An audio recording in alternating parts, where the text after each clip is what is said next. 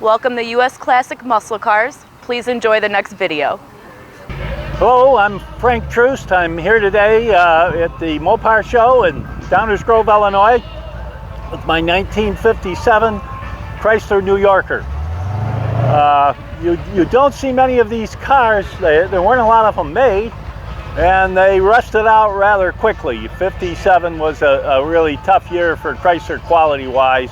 They had a lot of rust problems with the cars, so there are very few survivors.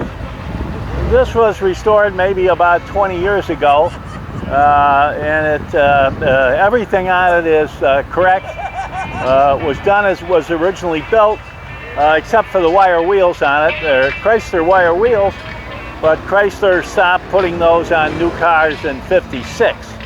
So you could have bought them in '57 at the dealer and put them on, but they weren't available on an ordered car from the factory. So this is the last of one of the Hemi cars. It's a 394 cubic inch Hemi engine. I believe 58 was the last of the Hemis. After that, they went to the wedge head.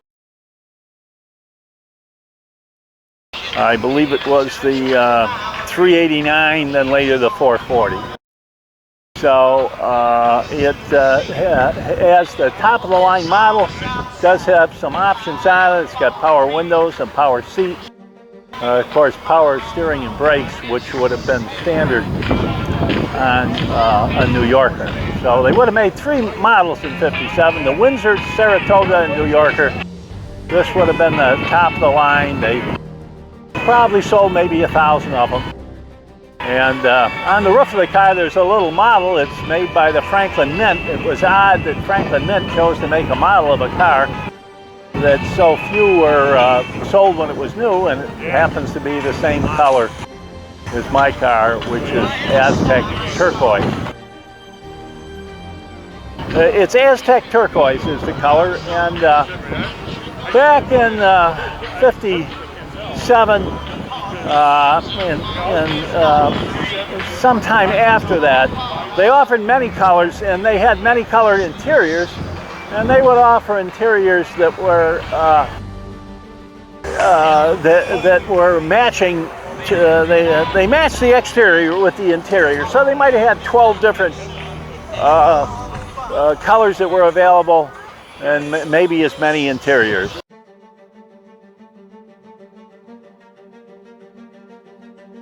You know, the fins really started out across the board in cars in '55 and Chrysler, and they kept getting bigger. And these were used on Chrysler cars up till about '61, and then that was kind of the end of the fin era, at least for Chrysler. Sure. There must be, what do you say, 300-400 cars here today? Well, there could be. Yeah, there could easily be a nice variety. Do you think you'll get an award again? You know, I really don't. I register, but I don't put a number on anything for judging, because you got to stay to the end of the day. Right. And somebody told me once, you know, I don't want to sit there all day for a $5 plastic trophy. So that doesn't interest me anymore. You know. So I stay for a few hours, look around the other cars, and then I usually leave. I noticed the dual antennas. Is that one for AM, one for FM? No, there weren't any FM radios in '57. Okay. It was a styling gimmick. Chrysler offered them on a number of their cars. Sure. I don't think anyone else did that other than when I say Chrysler products, Plymouth, Dodge. And Chrysler. Stainless, chrome? Yeah, they're stainless. On the side is stainless. This would be chrome. The trim is stainless. So. Tell me how the car is to drive. Well, it drives very nice. You know, but it was completely gone through. And '57, I believe, was the first year they went to torsion bar front suspension on pretty much across the line on Chrysler products. Everyone else was still using coil spring. Torsion bars were far superior. how it rode and how it handled. Okay, some of the Chrysler products, the Dodge, the Imperial, some of those cars went a little overboard in the amount of chrome and trim that they put on the front ends of the cars. Well, this I think was nicely done.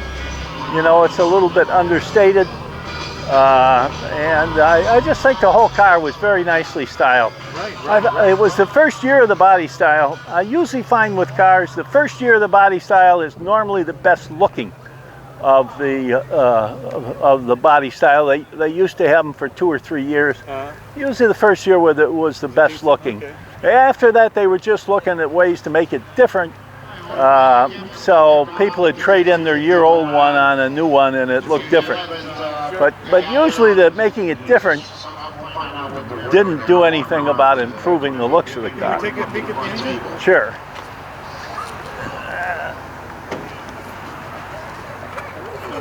Look at that, look at that. You're going to have to tell the viewers what we're looking at. Well, it's a 394 cubic inch engine. As I said earlier, I think the 58 was the last year that they put the Hemi in these cars. You can tell it's a Hemi because the spark plugs are accessed through the valve covers. So you see no spark plug wires. They're underneath that. And underneath this trim is how you access the spark plugs. So, but the Hemis were big, heavy engines, expensive to manufacture. So in '59, they figured out they could do a conventional heads and get about as much horsepower. Tell the viewers what we're looking at here and here. What's that? What is? What we're looking at here and what we're looking at Okay, well that's the brake booster there up against the firewall for the power brakes. And the other thing I think is a vacuum reserve tank. I'm not positive that you see right there. And that I'm not certain of, but I believe that's what it is. So that's what's going on. It had a single 4-barrel. If you would have had a Chrysler 300, they would have had 2 4-barrel. But on this, it was there weren't any optional engines. They were all 394 Hemis with a single 4-barrel. Right. How many miles by chance on this? Well, there's no way of telling any old car how many miles are on it. Because the speedometers broke, it was common for dealers to turn the speedometers back when you were in the late 70s and 80s. Sure. So from what I could track it back about 20 years, it's had like 50-some thousand miles on it for the last 20 years. So is that original? God only knows. So that's the fan for the heater, the blower fan. Where do you find air filters to fit this car? They still make them? What's that? For the air filters? Yeah, they still make them. Do they? Good. Wow. Yeah, they were probably used in a number of different models for a number of years.